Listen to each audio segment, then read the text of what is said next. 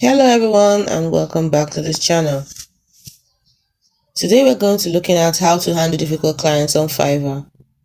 Dealing with a difficult client on Fiverr? Do not panic. In this video I'll show you the exact steps to handle tough buyers professionally without losing your cool or your reputation. Let's get started. First, stay calm. Never argue, even if the client is rude. Respond politely and acknowledge their concern. Say something like, "I understand your frustration. Let's find a solution." Next, clarify the issue.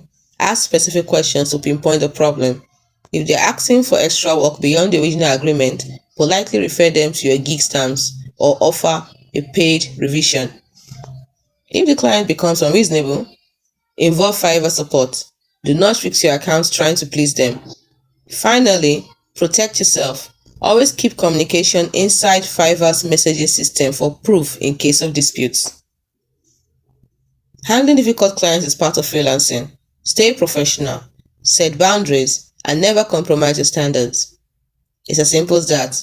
Drop a comment below if you face a tough buyer. I would love to hear your story.